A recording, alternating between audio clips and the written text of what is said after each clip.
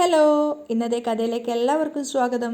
നന്ദുവിൻ്റെ ഒപ്പം കൂൾ ബാറിലിരുന്നിട്ട് സംസാരിക്കുകയാണ് അനി. അപ്പം അനി പറയുന്നുണ്ട്, അവൾക്ക് വേണ്ടിയിട്ട് ഞാൻ എൻ്റെ ഫ്രണ്ട്സിനൊന്നും മാറ്റാൻ തയ്യാറല്ല എന്നൊക്കെ പറയുന്ന സമയത്ത് നന്ദു വലിയ താല്പര്യം കൊടുക്കാതെ നന്ദു പറയാണ്, എങ്കിൽ പിന്നെ ഞാൻ പോട്ടെ. അപ്പം അനി സങ്കടത്തോടെ ചോദിക്കുന്നുണ്ട്, എൻ്റെ ഒപ്പം ഇരുന്നൊരു കോഫി കുടിക്കാൻ പോലും തനിക്കിപ്പോൾ സമയമില്ലല്ലേ? പക്ഷെ നന്ദു പറയുന്നുണ്ട്, എനിക്ക് ഒരുപാട് തിരക്കുണ്ട്. ഞാൻ പറഞ്ഞല്ലോ എൻ്റെ അച്ഛൻ്റെ കഷ്ടപ്പാടിനെ കുറിച്ചൊക്കെ. അതുകൊണ്ട് എന്തെങ്കിലുമൊക്കെ ജോലി ചെയ്യണം, അച്ഛനെയും അമ്മയും കൂടുതൽ കഷ്ടപ്പെടുത്താതെ ഇരിക്കണം. അപ്പം അനി പറയുന്നുണ്ട്, എടോ ഞാൻ തനിക്കൊരു ജോലി ഓഫർ ചെയ്തായിരുന്നല്ലോ. ഇനിയിപ്പോൾ ഞങ്ങളുടെ ജ്വല്ലറിയുടെ 3 ബ്രാഞ്ചുകൾ ഞാനാ നോക്കാൻ പോകുന്നത്. അവിടെ ആരെ അപ്പോയിൻറ്റ് ചെയ്യണമെന്ന് തീരുമാനിക്കുന്നത് ഞാനാ. അതുകൊണ്ട് അവിടെ നന്ദുവിന് നല്ല ശമ്പളത്തിൽ ജോലി തരാൻ എനിക്ക് പറ്റും. അത് കേട്ടപ്പോൾ പുഞ്ചിരിച്ചുകൊണ്ട് നന്ദു പറയുന്നുണ്ട്, താങ്ക്സ്. പക്ഷേ തൽക്കാലം ആ ജോലി എനിക്ക് വേണ്ട. എൻ്റെ 2 ചേച്ചിമാരും തെറ്റ് ചെയ്തെന്ന് വിശ്വസിക്കുന്നവരാ, ആദർശേട്ടൻ ഉൾപ്പെടെ പലരും. അങ്ങനെയുള്ളപ്പോൾ സത്യസന്ധത ഒരുപാട് വേണ്ട സ്വർണ്ണ ബിസിനസ്സിലേക്ക് ഞങ്ങളാരും കടന്നു വരുന്നത് ശരിയല്ല.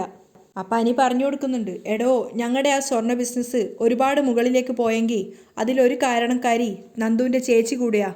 അതിന് മറുപടിയൊന്നും പറയാതെ നന്ദു തലതാഴ്ത്തി നിൽക്കുകയാണ്. അപ്പം അനി പറയുന്നുണ്ട്, നയനേച്ചിയുടെ ഡിസൈൻസ് അത്രത്തോളം ഇൻഡസ്ട്രിയിൽ ചർച്ച ചെയ്യപ്പെടുന്നത്. ആയിക്കോട്ടെ, എങ്കിലും തൽക്കാലം എനിക്കാ ജോലി വേണ്ട, ഞാൻ പോവുക എന്നും പറഞ്ഞുകൊണ്ട് നന്ദു അനിയുടെ ബാക്കിയൊന്നും കേൾക്കാൻ നിൽക്കാതെ തന്നെ നന്ദു അവിടുന്ന് പോവുകയാണ്. അനി പിന്നാലെ വിളിക്കുന്നുണ്ട്, ഏയ് നന്ദു. പക്ഷെ നന്ദു മൈൻഡാക്കുന്നില്ല. വീട്ടിലെത്തി ഉടനെ അനി പോകുന്നത് മുത്തശ്ശനെ കാണാൻ വേണ്ടിയിട്ടാണ്. അപ്പം അദ്ദേഹം ചോദിക്കുന്നുണ്ട്, ഇങ്ങനെ വെറുതെ നടന്നാൽ മതിയോ, കല്യാണ വിളിയൊക്കെ തുടങ്ങണ്ടേ? പക്ഷെ അനി ഭയങ്കര സങ്കടത്തിലാണ് ഉണ്ടായിരുന്നത്. മുത്തശ്ശൻ അരികിലേക്ക് ഇരുന്നിട്ട് മുത്തശ്ശൻ്റെ കൈയെടുത്ത് പിടിച്ചുകൊണ്ട് അനി ചോദിക്കുന്നുണ്ട്, എനിക്കിപ്പോൾ എത്ര വയസ്സായി മുത്തശ്ശ? അപ്പം അദ്ദേഹം ചിരിച്ചുകൊണ്ട് ചോദിക്കുന്നുണ്ട്, നിന്റെ വയസ്സിനെക്കുറിച്ച് നിനക്ക് ബോധമില്ലേ? അല്ല മുത്തശ്ശ, എനിക്ക് 25 ആയിട്ടുള്ളൂ. അനി തിരിച്ചു ചോദിക്കുകയാണ്. ആര് പറഞ്ഞു 25? വരുന്ന ചിങ്ങത്തിൽ 26 തികയും. എന്നാലും അത്രയല്ലേ ആയിട്ടുള്ളൂ മുത്തശ്ശ. അതിനിടയ്ക്ക് എടിപിടി എന്ന് പറഞ്ഞ് എൻ്റെ കല്യാണം നടത്തണോ? അപ്പം മുത്തശ്ശ സംശയത്തോടു കൂടിയാണ് അനി പറയുന്നത് കേട്ട് നിൽക്കുന്നത്. അതിനുശേഷം അദ്ദേഹം അവനോട് ചോദിക്കുകയും ചെയ്യുന്നുണ്ട്, നീ എന്താ ഉദ്ദേശിക്കുന്നത്? മുഹൂർത്തം കുറിപ്പിച്ചു. ഞാനും നിന്റെ മുത്തശ്ശിയും കഴിഞ്ഞ ദിവസം അമ്പലത്തിൽ പോയപ്പോൾ ചില ബന്ധുക്കളോടൊക്കെ വിവാഹകാര്യം പറയുകയും ചെയ്തു. എന്നിട്ട് പിള്ളേര് കളി കളിക്കുവാണോ, മനുഷ്യരെ കളിയാക്കുവാണോ? അദ്ദേഹം കുറച്ച് ദേഷ്യത്തോടെയാണ് ചോദിക്കുന്നത്. അദ്ദേഹം ആ ദേഷ്യപ്പെട്ട സമയത്ത് അനി പതറിപ്പോവാണ്. മാത്രമല്ല അദ്ദേഹം ദേഷ്യത്തോടെ തന്നെ പറയുന്നുണ്ട്, എനിക്കൊരു വാക്കേ ഉള്ളൂ, എന്നാൽ പലപ്പോഴും എൻ്റെ വാക്കുകൾക്കിപ്പോൾ ഇവിടെ വില കിട്ടുന്നില്ല. അത് കേട്ടപ്പം പറഞ്ഞത് തെറ്റായി പോയോന്ന് എനിക്ക് തോന്നുന്നുണ്ടായിരുന്നു. മാത്രമല്ല അദ്ദേഹം ദേഷ്യത്തോടെ പറയുന്നുണ്ട്, മുൻപൊരു നോട്ടത്തിൽ എല്ലാവരും മത്സരിക്കുമായിരുന്നു, എന്നാൽ ഇപ്പം എൻ്റെ രോഗത്തെക്കുറിച്ച് എനിക്ക് നല്ല ധാരണയുണ്ട്. അതുകൊണ്ട് പലപ്പോഴും പല കാര്യങ്ങളും കണ്ടില്ലാന്ന് നടിച്ച് നടക്കുവാണ്. പ്രത്യേകിച്ച് അഭിയുടെയും ജലജയുടെയും കാര്യത്തിൽ ഞാൻ അസ്വസ്ഥനാണ്. ഇനിയിപ്പോൾ കടുത്ത തീരുമാനങ്ങളൊന്നും എടുക്കാൻ വയ്യ. പക്ഷേ അവിടെ ഇപ്പോൾ മറ്റുള്ളവരുടെ മുന്നിൽ വാക്കുകൾ പാലിക്കാൻ കഴിഞ്ഞില്ലെങ്കിൽ നാളെ മരിക്കേണ്ട ഞാൻ ഇപ്പോഴേ മരിച്ചു എന്നർത്ഥം. പറയേണ്ടിയിരുന്നില്ല എന്ന് എനിക്ക് തോന്നിപ്പോയ നിമിഷം മുത്തശ്ശൻ ചോദിക്കുന്നുണ്ട്, നിനക്കെന്താ ഇപ്പോൾ കല്യാണം നീട്ടിവെക്കണം എന്നൊരാഗ്രഹം? അത് പിന്നെ വീട്ടിനകത്ത് ഇപ്പോൾ തന്നെ പ്രശ്നങ്ങളല്ലേ മുത്തശ്ശ? അത് കേട്ടുകൊണ്ടാണ് നയന മുത്തശ്ശൻ അരികിലേക്ക് വരുന്നത്. പക്ഷെ അവരുടെ സംസാരം കേൾക്കാൻ വേണ്ടി നയന അവിടെ മാറി നിൽക്കുകയാണ്. 2 മരുമക്കൾ വന്നതിന് ശേഷം നയനയെടുത്ത് ഈ കുടുംബത്തിലേക്ക് വരേണ്ട ആളാണെന്ന് എനിക്ക് തോന്നിയിട്ടുണ്ടെങ്കിലും നവ്യയെടുത്ത് ഒരിക്കലും ഈ കുടുംബത്തിന് ചേരുന്ന മരുമകളായിരുന്നില്ല. അപ്പം മുത്തശ്ശൻ അവനോട് പറയുന്നുണ്ട്, എല്ലാവരുടെയും സ്വഭാവം ഒരുപോലെ ആകുമായിരുന്നെങ്കിൽ ദൈവത്തിന് വലിയ പണിയൊന്നും ഉണ്ടാവുമായിരുന്നില്ല മോനെ. അത് ശരിയാ, എങ്കിലും മുത്തശ്ശ അതിൻ്റെ കൂടെ വേറൊരു പെൺകുട്ടി കൂടി കുടുംബത്തിനകത്തേക്ക് വരുമ്പോൾ ഉള്ള സമാധാനം കൂടി പോവുമെന്നാ എൻ്റെ സംശയം. അങ്ങനെയൊന്നും പോവില്ല, ആണായാൽ. അഭിയുടെ സ്വഭാവം മോൻ അറിയാലോ. അവന് ചേരുന്നൊരു പെൺകുട്ടിയാ അവന് കിട്ടിയത്. ആ അതൊക്കെ പോട്ടെ, ഈ അനാമിക ആദ്യമായിട്ട് ഈ വീട്ടിലേക്ക് വന്നത് ആരുടെ ക്ഷണം സ്വീകരിച്ചിട്ടാ? ഇതൊക്കെ നയന പുറത്തു നിന്ന് കേൾക്കുന്നുണ്ടായിരുന്നു. അതിനൊന്നും മറുപടി പറയാനാവാതെയാണ് അനി നിൽക്കുന്നത്. അതായത് ആകെ മൊത്തം നടുക്കടലാണ്. നീ കണ്ട് ഇഷ്ടപ്പെട്ട പെൺകുട്ടിയാ അനാമിക. അവളെ ഈ വീട്ടിൽ എല്ലാവർക്കും പരിചയപ്പെടുത്തിയത് ആരാ? എന്നിട്ട് പിന്നെ നീ ഇങ്ങനെ പറയുന്നതാ എനിക്ക് മനസ്സിലാവാത്തത്. ഈ വീട്ടിൽ ആദർശ് മാത്രമേ ഉള്ളൂ പെണ്ണ് കാണാതെ കല്യാണം കഴിച്ചത്. മുഹൂർത്ത സമയത്താണ് നയന മോളാണ് ഭാര്യയെന്ന് അവൻ അറിഞ്ഞത്. അതുപോലെയല്ല നിന്റെയും അഭിയുടെയും കാര്യം. നിങ്ങൾ ഇഷ്ടപ്പെട്ട പെൺകുട്ടികളാണ് അനാമികയും നവ്യയും. ഞാനും മുത്തശ്ശിയും ജയനും ദേവയാനിയും കൂടി പോയാണ് വാക്ക് കൊടുത്തത്. എന്നിട്ട് ആ വാക്ക് മാറ്റിപ്പറയുക എന്ന് പറയുന്നത് എന്നെ കൊല്ലുന്നതിന് തുല്യമല്ലേ മോനെ? അപ്പം അനി നടുങ്ങിപ്പോവാണ് മുത്തശ്ശൻ്റെ ആ വാക്ക് കേൾക്കുന്ന സമയത്ത്. അപ്പോഴേക്കും നയന മുറിയിലേക്ക് കയറി വരുന്നുണ്ട്. നയന ദേഷ്യത്തോടു കൂടി അനിയെ നോക്കിക്കൊണ്ടാണ് വരുന്നത് തന്നെ. അപ്പം മുത്തശ്ശൻ നയനോട് പറയുന്നുണ്ട്, ഇവനിപ്പോൾ കല്യാണം നീട്ടിവെച്ചാലോ എന്നൊക്കെ ചോദിക്കുകയാണ് മോളെ. മുത്തശ്ശന് ഗുളിക കുടിക്കാനുള്ള വെള്ളം എടുത്തു കൊടുക്കാൻ തന്നെ നയന പറഞ്ഞു, അത്തരം കാര്യങ്ങളൊക്കെ എൻ്റെ അടുത്തും പറയുന്നുണ്ട്. അത് ശരിയാണോ മോളെ? അപ്പം നയന പെട്ടെന്ന് തന്നെ പറയാണ്, ഒരിക്കലും ശരിയല്ല. അപ്പം അനി വേഗം പറയുന്നുണ്ട്, അയ്യോ ഞാനൊന്നും ചോദിച്ചെന്നേ ഉള്ളൂ മുത്തശ്ശ, ഇനി അതൊരു വലിയ വിഷയമാക്കണ്ട. എന്നിട്ട് അനി അവിടുന്ന് എസ്കേപ്പ് ആവുകയാണ്. അനിയുടെ പോക്ക് തന്നെ നോക്കി നിൽക്കുകയാണ് നയന. അതിനുശേഷം മുത്തശ്ശൻ നയനയോട് പറയുന്നുണ്ട്, അവൻ എന്തോ വലിയ വിഷമമുണ്ടല്ലോ മോളെ. അപ്പം നയന അദ്ദേഹത്തെ സമാധാനിപ്പിക്കാൻ വേണ്ടി പറയുന്നുണ്ട്, അങ്ങനെയൊന്നുമില്ല, കളിച്ച് ചിരിച്ച് നടന്നതല്ലേ, പെട്ടെന്ന് കല്യാണം കഴിഞ്ഞ് തളക്കപ്പെടാൻ ആഗ്രഹം ഉണ്ടാവില്ല. അപ്പം അദ്ദേഹം നയനയോട് ചോദിക്കുന്നുണ്ട്, അപ്പോൾ വിവാഹം എന്ന് പറയുന്നത് ഒരു ബന്ധനാണല്ലേ? ശരിക്കും പറഞ്ഞാൽ നയനയെ സംബന്ധിച്ചിടത്തോളം ഒരു ബന്ധനം തന്നെയാണ്. അപ്പം മുത്തശ്ശൻ പറയുന്നുണ്ട്, സത്യം പറയാലോ, ഞങ്ങളുടെ കാലഘട്ടമാണ് നല്ലതെന്നാ എനിക്ക് തോന്നുന്നത്. അന്നൊക്കെ വിവാഹം കഴിച്ചു കഴിഞ്ഞാൽ പെൺകുട്ടികൾക്ക് അവരുടെ വീട്ടിൽ താമസിക്കുന്നതിനേക്കാൾ ഇഷ്ടം ഭർത്താവിൻ്റെ വീട്ടിൽ താമസിക്കുന്നതായിരുന്നു. ഇന്ന് അതെല്ലാം മാറിയല്ലേ? അപ്പം നയനയും പറയുന്നുണ്ട്, അതെ, ഇന്നത്തെ കാലത്തെ പെൺകുട്ടികൾക്ക് കല്യാണത്തോടൊന്നും വലിയ താല്പര്യമില്ല. അത് രണ്ട് തരത്തിലാണ് ചിന്തിക്കേണ്ടത്. മൂർത്തി പറയുന്നുണ്ട്, കല്യാണം കഴിക്കുന്നതിന് മുമ്പ് പല പെൺകുട്ടികൾക്കും കല്യാണത്തോട് താല്പര്യമില്ല. എന്നാൽ കല്യാണശേഷം അത് വേണ്ടായിരുന്നു എന്ന് കൂടുതലും പറയുന്നത് ആൺകുട്ടികളാ. അത് ശരിയാ, നയന സമ്മതിക്കുകയാണ്. എന്നിട്ട് അദ്ദേഹത്തിനുള്ള മരുന്നുകൾ എടുത്തു കൊടുക്കുമ്പോൾ മൂർത്തി പറയുന്നുണ്ട്, ഈ സമൂഹം ആകെ മാറിപ്പോയി, കല്യാണത്തോടും കുടുംബജീവിതത്തോടൊന്നും ആർക്കും താല്പര്യമില്ല, പ്രേമിച്ച് നടക്കാനാ എല്ലാവർക്കും ഇഷ്ടം. അപ്പോഴേക്കും നയന അദ്ദേഹത്തിന് മരുന്ന് കൊടുക്കുകയാണ്.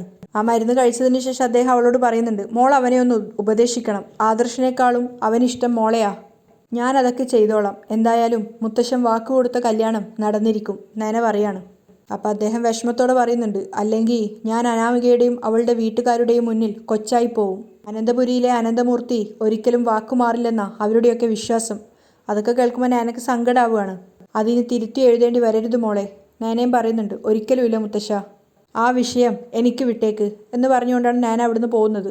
നയന അനിയെ കണ്ടിട്ട് ചോദിക്കുന്നുണ്ട്, നീ എന്തിനാ അനി മുത്തശ്ശനെ ഇങ്ങനെ വിഷമിപ്പിക്കുന്നേ? എന്തു പറ്റിയേട്ടത്തി? എന്തു പറ്റിയെന്നോ? കല്യാണം നീട്ടിവെക്കണം എന്നൊക്കെ എന്തിനാ മുത്തശ്ശനോട് ചെന്ന് പറഞ്ഞേ? ഞാനും ആദർശേട്ടനും ആദർശേട്ടൻ്റെ അച്ഛനും അമ്മയൊക്കെ മുന്നിൽ നിന്ന് ഈ കല്യാണം നടത്തണമെന്നാ മുത്തശ്ശൻ പറഞ്ഞിരിക്കുന്നേ. അപ്പം അനി സങ്കടത്തോടെ പറയുന്നുണ്ട്, എൻ്റെ പ്രശ്നങ്ങൾ ഞാൻ ഏട്ടത്തിയോട് പറഞ്ഞിരുന്നല്ലോ, അതിനുള്ള മറുപടിയും ഞാൻ പറഞ്ഞിരുന്നല്ലോ. ഈ വീട്ടിലുള്ളവർ നിശ്ചയിച്ച കല്യാണമേ നടക്കൂ.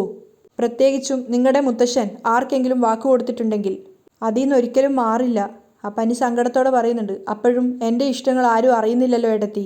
അപ്പം നയന പറഞ്ഞു കൊടുക്കുന്നുണ്ട്, അനിയെ കാത്തിരിക്കുന്നൊരു പെൺകുട്ടിയുണ്ട്. അനാമികയ്ക്ക് അനി എന്ന് വെച്ച ജീവനാ. അതുപോലെ തന്നെയാ അവളുടെ അച്ഛനും അമ്മയ്ക്കും ഒക്കെ. ഇനി ആ പെൺകുട്ടിയെ നിരാശപ്പെടുത്തിയാൽ ഉറപ്പായിട്ടും അതിൻ്റെ തിരിച്ചടി അനിക്കും ഈ കുടുംബത്തിലുള്ളവർക്കും കിട്ടും. അതിന് മറുപടി പറയാതെ സങ്കടത്തോടെ നയനയെ നോക്കുകയാണ് അനി.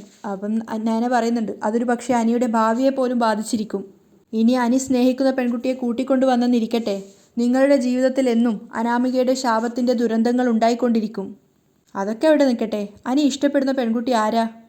അപ്പം അനി ചോദിക്കുന്നുണ്ട്, ഞാൻ ആ പെൺകുട്ടിയുടെ പേര് പറഞ്ഞാൽ ഏട്ടത്തി ഞങ്ങളുടെ കല്യാണം നടത്തി തരുമോ? അതെന്നെക്കൊണ്ട് ഒരിക്കലും സാധിക്കില്ല. അങ്ങനെ ഒരു ആഗ്രഹം മനസ്സിൽ വെച്ചുകൊണ്ട് അനി ആ പെൺകുട്ടിയുടെ പേരെന്നോട് പറയണമെന്നില്ല. എന്നാ പറയുന്നില്ല, അനി പറയാണ്. അപ്പം നയന ചോദിക്കുന്നുണ്ട്, നേരത്തെ അനി എന്നോട് പറഞ്ഞത് അനി സ്നേഹിക്കുന്ന പെൺകുട്ടിയോട് അനിയുടെ ഇഷ്ടം പറഞ്ഞിട്ടില്ലെന്നാ. അപ്പം അനി സങ്കടത്തോടെ പറയാണ്, എങ്കിലും എനിക്കറിയാം അവൾക്ക് എന്നെ ഇഷ്ടമാണെന്ന്. എൻ്റെ കല്യാണം നടക്കാൻ പോകുന്നതിൽ അവൾക്ക് നല്ല സങ്കടമുണ്ട്. പിന്നെ ഏട്ടത്തി ഇപ്പോൾ പറഞ്ഞല്ലോ, ഞാൻ സ്നേഹിക്കുന്ന പെൺകുട്ടിയെ കല്യാണം കഴിക്കുകയാണെങ്കിൽ അനാമികയുടെ ശാപം ഉണ്ടാവുമെന്ന്. അതുപോലെ തിരിച്ചു സംഭവിക്കില്ലേ? ഞാൻ സ്നേഹിക്കുന്ന പെൺകുട്ടിക്ക് എന്നെ ഇഷ്ടമാണെങ്കിൽ അവളുടെ കണ്ണീരും ഞങ്ങളെ ബാധിക്കില്ലേ? അത് ശരിയാന്നുള്ളത് നയനക്കും അറിയാം. അതിനുശേഷം നയന പറയുന്നുണ്ട്, ഇങ്ങനെ തർക്കിച്ചുകൊണ്ടിരുന്ന കാര്യങ്ങൾ എങ്ങും എത്തില്ല. ഇവിടെ ഇപ്പോൾ എല്ലാവരും ആഗ്രഹിച്ച ബന്ധാ നടക്കാൻ പോകുന്നത്. അവിടെ നമ്മൾ അനുസരിക്കുകയല്ലേ വേണ്ടത്. നോക്കനി, നമ്മുടെ ഇഷ്ടപ്രകാരം ആരെയെങ്കിലും കൈപിടിച്ചു കൊണ്ടുവന്നാൽ അതൊരിക്കലും നന്നാവില്ല. ഗുരുക്കന്മാർക്കും കാരണന്മാർക്കും ഇഷ്ടമില്ലാതെ നമ്മൾ ഓരോ പ്രവൃത്തി ചെയ്താൽ അതിലൊന്നും ഒരു രാശിയുണ്ടാവില്ല. അല്ലെങ്കിൽ പിന്നെ അനാമികയുടെ ആലോചന വന്നപ്പോൾ തന്നെ അനി എല്ലാവരോടും പറയണമായിരുന്നു അനിയുടെ മനസ്സിൽ മറ്റൊരു പെൺകുട്ടി ഉണ്ടെന്ന്. അപ്പം അനി ഒന്നും പറയാതെ നിൽക്കുന്ന കണ്ടപ്പോൾ നയന പറയുന്നുണ്ട്, സത്യം പറഞ്ഞാൽ എനിക്ക് പോലും അങ്ങനെ ഒരു സംശയം തോന്നിയിട്ടില്ല. അപ്പം അനി ചോദിക്കുന്നുണ്ട്, ഏട്ടത്തി സംശയിച്ചതൊക്കെ അനാമികയല്ലേ? അതെ. അനിക്ക് പ്രണയലേഖനം അയച്ചത് അനാമികയല്ലേ? അനി കാണാൻ പോയതും അവളെയാണ്. അങ്ങനെയുള്ളപ്പോൾ നിങ്ങൾ തമ്മിൽ പ്രേമത്തിലാണെന്ന് സംശയിക്കുന്നതിൽ എന്താ തെറ്റ്? ഏതായാലും ഇഷ്ടപ്പെട്ട പെൺകുട്ടിയെ മറക്കാൻ കുറച്ച് പ്രയാസമൊക്കെ കാണും. കല്യാണമൊക്കെ കഴിയുമ്പോൾ അത് താനേ മറന്നോളും. ഇപ്പോൾ അനി ചെയ്യേണ്ടത് ഇവിടെയുള്ളവരെ അനുസരിക്കുകയാണ്. എന്തായാലും ആ ബന്ധം നടക്കണം. അതിനുവേണ്ടി ഞാനും ആത്മാർത്ഥമായിട്ട് പ്രാർത്ഥിക്കുന്നുണ്ട്. അപ്പം അനി സങ്കടത്തോടെ ചോദിക്കുകയാണ്, എന്തിനു വേണ്ടിയാണ് പ്രാർത്ഥിക്കുന്നത്? അത് കൊള്ളാം. എൻ്റെ അനിയന് നല്ലൊരു കുടുംബജീവിതം കിട്ടണമെന്ന് ഞാൻ പ്രാർത്ഥിക്കണ്ടേ? അനി എൻ്റെ സ്വന്തം അനിയനല്ലേ എന്ന് പറഞ്ഞ് പുഞ്ചിരിച്ചുകൊണ്ട് അവനൊന്ന് തട്ടിയിട്ടാണ് നയന അവിടുന്ന് പോകുന്നത്. പക്ഷെ അനി ഇങ്ങനെ വിഷമത്തോടു കൂടിയാണ് നിൽക്കുന്നത്. ഏട്ടത്തിയുടെ സ്വന്തം നന്ദുവിനെയാണ് ഞാൻ സ്നേഹിക്കുന്നതെന്ന് ഏട്ടത്തിക്ക് അറിയില്ലല്ലോ. നന്ദു വീട്ടിലിരുന്ന് പുസ്തകങ്ങളൊക്കെ ഇങ്ങനെ വായിച്ചുകൊണ്ടിരിക്കുകയാണ്. അപ്പോഴേക്കും നാനയുടെ കോൾ കണ്ടപ്പോൾ പുഞ്ചിരിച്ചുകൊണ്ടാണ് എടുക്കുന്നത്. ഹലോ, നീ എവിടെയാ മോളെ ഇങ്ങനെ കറങ്ങിക്കൊണ്ട് നടക്കുന്നേ? അമ്മ ഫുൾ വിഷമത്തോടെയാണല്ലോ നിന്നെ പറ്റി സംസാരിക്കുന്നത്. നിനക്ക് എന്താ പറ്റിയത്? അപ്പം നന്ദു പറയുന്നുണ്ട്, ചേച്ചി എനിക്ക് ഒരു കുഴപ്പമില്ല. ഞാൻ നിന്നെ വിളിച്ചതേ വേറൊരു കാര്യം അറിയാനാ. നിന്റെ ബെസ്റ്റ് ഫ്രണ്ട് ആണല്ലോ അനി. അവൻ്റെ കല്യാണം ഫിക്സ് ചെയ്തതിന് ശേഷം കടുത്ത നിരാശയിലെ ആള്. ഇപ്പോൾ ആ കല്യാണത്തോട് അവൻ തീരെ താല്പര്യം കാണിക്കുന്നുമില്ല. അതാരാണെന്ന് മറ്റാരോടും പറഞ്ഞിട്ടില്ലെങ്കിലും നിന്നോട് പറയാൻ സാധ്യതയുണ്ട്.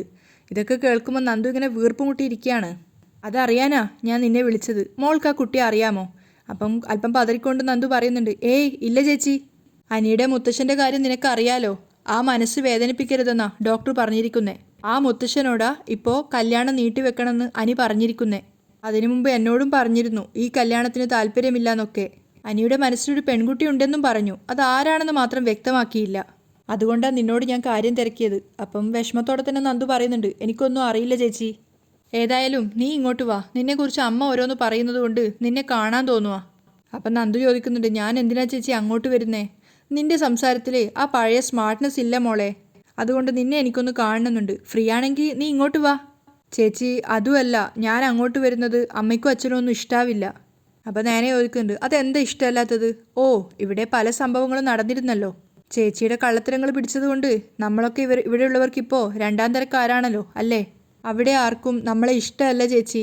അങ്ങനെ പറയണ്ട, ചിലർക്കൊക്കെ നമ്മളെ ഭയങ്കര ഇഷ്ടമാണ്. നയന പറയുന്നുണ്ട്. നിനക്കറിയാലോ, ആദർശേട്ടൻ്റെ മുത്തശ്ശന് വേണ്ടിയിട്ടാ അന്നത്തെ ദിവസം ഞാനിവിടെ കടിച്ചു തൂങ്ങിയത്. എന്നും മുത്തശ്ശന് വിഷമങ്ങളും ബുദ്ധിമുട്ടുകളും ഉണ്ടാവരുതെന്ന് എനിക്ക് ആഗ്രഹമുണ്ട്. ഏതായാലും നീ ഇങ്ങോട്ട് പോര്. മതിച്ചുകൊണ്ട് നന്ദു കോള് കട്ട് ചെയ്യാണ്. അപ്പം നന്ദു മനസ്സിൽ വിചാരിക്കുന്നുണ്ട്, ഞാനും അങ്ങോട്ട് പോകണമെന്ന് വിചാരിച്ച സമയത്താണ് ചേച്ചി വിളിച്ചത്. ഏതായാലും ഒന്ന് പോയേക്കാം. നവ്യ ആകെ മൊത്തം ടെൻഷൻ അടിച്ചിരിക്കുകയാണ്. അപ്പോൾ കൂടെ നിർമ്മൽ ഓരോരോ ഫോട്ടോസ് അയച്ചു കൊടുക്കുന്നുണ്ട്. ഭയങ്കര ക്ലോസ് ആയിട്ടുള്ള ഫോട്ടോസുകളാണ്. പക്ഷെ രണ്ടുപേരും കൂടെ, അതായത് അബിയും നിർമ്മലും കൂടെ ഒന്നിച്ചിരുന്ന് കാറുന്നാണ് അയക്കുന്നത്. അപ്പോഴൊക്കെ നിർമ്മൽ അബിയെ നോക്കിയിട്ട് ചിരിച്ചുകൊണ്ടിരിക്കുന്നുണ്ട്. അപ്പോൾ അബി പറയാണ്, ഓരോന്നോരോന്ന് അയച്ചു കൊടുക്കും. അവളുടെ മനസ്സ് തളരട്ടെ. അവളുടെ എത്ര ഫോട്ടോസ് വേണമെങ്കിലും ഞാൻ സംഘടിപ്പിച്ച് തരാം. നീയും അവളും തമ്മിലുള്ള നല്ല നല്ല ചിത്രങ്ങളും വീഡിയോസുകളൊക്കെ ഞാൻ തയ്യാറാക്കി തരാം. നീ അതൊക്കെ അവൾക്ക് വെറുതെ അയച്ചു കൊടുത്താൽ മതി. അവൾക്ക് ധൈര്യം കൂടിയെന്നൊരു സംശയമുണ്ട്. നിർമ്മല പറയുന്നുണ്ട്, അതൊക്കെ വെറും അവളുടെ അഭിനയം മാത്രമാണ്. അതിലൊന്നും നമ്മൾ വീണു പോവരുത്. അത് സത്യം തന്നെയായിരുന്നു. നവ്യ പേടിയോടുകൂടിയാണ് നിൽക്കുന്നത്. അവൾ ചിന്തിക്കുന്നുണ്ട്, അഭി എങ്ങാനും ഈ ഫോട്ടോസൊക്കെ കണ്ട ഇന്നത്തോടെ ബന്ധം തീർന്നത് തന്നെ. അപ്പം നിർമ്മൽ പറയുന്നുണ്ട്, ഭർത്താവാണ് ഇതിന് പിന്നിലെന്ന് ഭാര്യക്കറിയില്ല, അറിയാൻ പാടില്ല. അറിഞ്ഞാൽ ആദ്യം മരിക്കുന്നത് നീയായിരിക്കും. അബി ദേഷ്യത്തോടെ നിർമ്മലിനോട് പറയാണ്. അപ്പം നിർമ്മൽ ചോദിക്കുന്നുണ്ട്, അല്ല അബി, താൻ അവളുടെ അരികിലേക്ക് ചെല്ലുമ്പോൾ അവൾ എന്താ പറയുന്നേ? അവൾക്ക് ഇക്കാര്യം മറ്റോ എന്നോട് പറയാൻ പറ്റുമോ? പിന്നെ അവളുടെ ടെൻഷൻ ഞാൻ ആസ്വദിക്കുന്നുണ്ട്. അതുകൊണ്ടാണ് ഞാൻ നിന്നോട് പറഞ്ഞത് അവളുടെ മനസ്സിന് അത്ര വലിയ കട്ടിയൊന്നും ഇല്ലെന്ന്. ഇനിയൊരു പക്ഷേ അവൾ ഇതൊന്നും സഹിക്കാൻ കഴിയാതെ ആത്മഹത്യ ചെയ്യാനും സാധ്യതയുണ്ട്. അങ്ങനെയാണെങ്കിൽ കാര്യങ്ങൾ കൂടുതൽ എളുപ്പമാവും. അബി ചിരിച്ചുകൊണ്ട് പറയുമ്പോൾ നിർമ്മൽ ചോദിക്കുന്നുണ്ട്, എന്തെളുപ്പമായി എന്ന്? അതിനുശേഷം ഒരു പോലീസ് അന്വേഷണം വന്നാൽ ഞാൻ കുടുങ്ങില്ലേ? അപ്പോൾ അബി പറയുന്നുണ്ട്, അതൊക്കെ പണവും സ്വാധീനവും കൊണ്ട് ഞാൻ മായ്ച്ചു കളഞ്ഞോളാം. നിന്നെ ഞാൻ രക്ഷിച്ചോളാം. രക്ഷിച്ചേ പറ്റൂ, ഇല്ലെങ്കിൽ നിന്റെ പേര് ഞാൻ വിളിച്ചു കൂവും. നിർമ്മലും തിരിച്ചു പറയുന്നുണ്ട്, ഏതായാലും അവളുടെ മനസ്സിനെ നീ ദുർബലപ്പെടുത്തണം. അവളുടെ വയറ്റിലൊരു കുഞ്ഞില്ലാതെ പാഡ് വെച്ചിട്ട് പ്രഗ്നൻ്റ് ആണെന്ന് പറഞ്ഞവളാ. അങ്ങനെയുള്ളവളോട് ഇങ്ങനെയൊരു ചതി ചെയ്യുന്നതിൽ യാതൊരു തെറ്റുമില്ല. അവൾ വാലി തീ പിടിച്ച് ഓടട്ടെ. പിന്നെ അവൾക്കൊരു അനിയത്തിയുണ്ട്. അവളുടെ അടുത്ത് കാര്യങ്ങൾ കമ്മ്യൂണിക്കേറ്റ് ചെയ്താൽ കാര്യങ്ങൾ കുഴപ്പമാവും. അവൾ ബുദ്ധിശാലിയാ. അവളും ആദർശേട്ടനും കാര്യങ്ങൾ അറിഞ്ഞു കഴിഞ്ഞാൽ സംഗതി കുഴയും. അപ്പം നിർമ്മൽ പറയുന്നുണ്ട്, ഇത്തരം കാര്യങ്ങൾ ആരെങ്കിലും മറ്റുള്ളവരോട് പറയുമോ? ഒരിക്കലുമില്ല. അബിക്കും അതാണ് ധൈര്യം, വിശേഷിച്ചും പെൺകുട്ടികൾ. അപ്പം നിർമ്മൽ പറയുന്നുണ്ട്, അനന്തപുരി തറവാട്ടിലെ ഒരു മരുമകളുമായിട്ടാ എൻ്റെ ഈ മത്സരം. അതെവിടെ ചെന്ന് അവസാനിക്കുമെന്ന് അറിയില്ല. നല്ല ടെൻഷനുണ്ട് എനിക്കിപ്പോൾ. അപ്പം അബി പറയുന്നുണ്ട്, അതിൻ്റെ ഒന്നൊരു ആവശ്യമില്ല. ഇതോടെ തീരണം നവ്യ എന്ന് പറയുന്ന ആ അധ്യായം. അത്രത്തോളം എന്നെ എൻ്റെ അമ്മയെ വെട്ടി മൂടിയിട്ടാ അവളിപ്പോൾ അവിടെ സുഖിച്ച് ജീവിക്കുന്നത്. അത് ഇനിയും അനുവദിച്ചു കൊടുക്കാൻ പറ്റില്ല. അതുകൊണ്ട് അവൾ ഉരുകട്ടെ, ഉരുകി തീരട്ടെ. നവ്യ ആകെ ടെൻഷനിലാണ്. നയനക്കരികിലേക്ക് വരുന്നിട്ട് നവ്യ ചിന്തിക്കുന്നുണ്ട്, ഇവളോട് പറഞ്ഞാൽ എന്ത് സംഭവിക്കുമാവോ? ഞാൻ പാഡ് കെട്ടി ഗർഭിണിയാണെന്ന് അഭിനയിച്ചത് കാരണം എൻ്റെ ഭാഗത്ത് ശരിയുണ്ടെന്ന് പറഞ്ഞാലും ഇവൾ വിശ്വസിക്കുമെന്ന് തോന്നുന്നില്ല. പക്ഷേ ആരോടെങ്കിലും പറഞ്ഞില്ലെങ്കിൽ ഞാൻ ശ്വാസം മുട്ടി ചത്തുപോവും. എന്താ നയന ചോദിക്കുക. അത് പിന്നെ എന്തെങ്കിലും പറയാനുണ്ടോ എന്ന് ചോദിച്ചാൽ എന്തോ പറയാനുണ്ടെന്ന കാര്യം ഉറപ്പാ. പിന്നെന്തിനാ ഒന്നും പറയാതിരിക്കുന്നേ? അപ്പം നവ്യ ഇങ്ങനെ വിഷമത്തോടെ നിൽക്കുക. നയന ചോദിക്കുന്നുണ്ട്, എന്തെങ്കിലും വിഷമമുണ്ടോ? വീണ്ടും എന്തെങ്കിലും കൂടെ ഒപ്പിച്ചിട്ടുണ്ടോ? അപ്പം നയനക്കരികിലേക്ക് വന്നിട്ട് നവ്യ പറയുന്നുണ്ട്, ഞാൻ മനഃപൂർവ്വം ഒന്നും ചെയ്തിട്ടില്ല. മനഃപൂർവ്വം അല്ലാതെ എന്തെങ്കിലും ചെയ്തിട്ടുണ്ടോ? അത് പിന്നെ എന്തെങ്കിലും ഉണ്ടെങ്കിൽ അത് മറച്ചു വെക്കാതെ പറയാൻ നോക്ക്. എനിക്കാണെങ്കിലേ ഒരുപാട് ജോലിയുണ്ട്. ഇതുവരെ അമ്മയാവാൻ പോകുന്നതിൻ്റെ കാരണം പറഞ്ഞാ ചേച്ചി അടുക്കളയിൽ കയറാതിരുന്നത്. ഇപ്പോഴും അതിനൊരു മാറ്റവും ഇല്ല. ഇനി അതാരെങ്കിലും ചോദ്യം ചെയ്യാതിരിക്കില്ല, പ്രത്യേകിച്ച് ചേച്ചിയുടെ ഭർത്താവും ഭർത്താവിൻ്റെ അമ്മയും. അവർ ചേച്ചിയെ വിമർശിക്കാൻ ഓരോ കാരണം നോക്കി നടക്കുക. അപ്പം നവ്യ ചോദിക്കുന്നുണ്ട്, അതെ, നിനക്ക് എന്തെങ്കിലും ഒരു ബുദ്ധിമുട്ട് വന്നാൽ നീ അത് ആദർശേട്ടനോട് പറയോ? പറയേണ്ടതാണെങ്കിൽ പറയും, പറയാൻ പാടില്ലാത്തതാണെങ്കിലോ? അപ്പം നയന പറയുന്നുണ്ട്, ചേച്ചിയുടെ വയറ്റിലൊരു കുഞ്ഞില്ല എന്ന കാര്യം പറയാതിരുന്നതിന് ഏറ്റവും കൂടുതൽ വിമർശിക്കപ്പെട്ടത് ഞാനാ. അവിടെയും ചേച്ചി തടി തപ്പി. പക്ഷേ അറിഞ്ഞ കാര്യങ്ങൾ പറയാതിരുന്നതിൻ്റെ പേരിൽ അവിടെ ചേച്ചിയേക്കാളും വലിയ കുറ്റവാളി ഞാനായി. അതറിയാലോ, അതുകൊണ്ട് ഇനി എന്തുണ്ടായാലും അത് ആദർശേട്ടനോട് പറയാതിരിക്കാൻ പറ്റത്തില്ല. അപ്പം നവ്യ, അങ്ങനെയെങ്കിൽ എനിക്ക് എൻ്റെ സങ്കടം എൻ്റെ ഭർത്താവിനോട് പറഞ്ഞൂടെ? അത് തീരുമാനിക്കേണ്ടത് ചേച്ചിയാ. ആദർശേട്ടനെ പോലൊരു ക്യാരക്ടറല്ല അഭി. ഞാൻ മനസ്സിലാക്കിയെടുത്തോളം അവനീ കാണിക്കുന്ന സ്നേഹമൊക്കെ അഭിനയാ. അപ്പം നവ്യം പറയുന്നുണ്ട്, അത് നീ പറഞ്ഞത് ശരിയാ. എന്നോട് ആത്മാർത്ഥമായ സ്നേഹമൊന്നും അഭിക്കും അഭിയുടെ അമ്മയ്ക്കും ഇല്ല. അതിൻ്റെ കാരണം എന്താ? അവൻ്റെ കല്യാണം മുടക്കിയിട്ടാ ചേച്ചി അവൻ്റെ ജീവിതത്തിലേക്ക് കയറി വന്നത്. അന്ന് പ്രഗ്നൻ്റ് ആണെന്ന് പറഞ്ഞ് എല്ലാവരെയും വിശ്വസിപ്പിച്ചു. എന്നാൽ ഇപ്പോൾ കല്യാണം നടക്കാൻ വേണ്ടി കാട്ടിക്കൂട്ടിയ പ്രകടനങ്ങളാണ് അതെല്ലാം എന്ന് എല്ലാവരും മനസ്സിലാക്കിയതോടെ കൂടുതൽ ദേഷ്യമായി കാണും അഭിക്കും അമ്മയ്ക്കും ഒക്കെ. അത് ശരിയാ. അപ്പോൾ അഭിയോടൊന്നും തുറന്നു പറയാതിരിക്കുന്നതാ നല്ലത്. അല്ല, എന്ത് തുറന്നു പറയുന്ന കാര്യം ചേച്ചി പറയുന്നത്? എന്തെങ്കിലും മനസ്സിലുണ്ടെങ്കിൽ അത് എന്നോട് പറഞ്ഞൂടെ? അപ്പം നവ്യ ഇങ്ങനെ വിഷമത്തോടു കൂടി അവളെ നോക്കി നിൽക്കുന്നിടത്തായിട്ടാണ് ഇന്നത്തെ എപ്പിസോഡ് വൈൻഡപ്പ് ചെയ്യുന്നത്.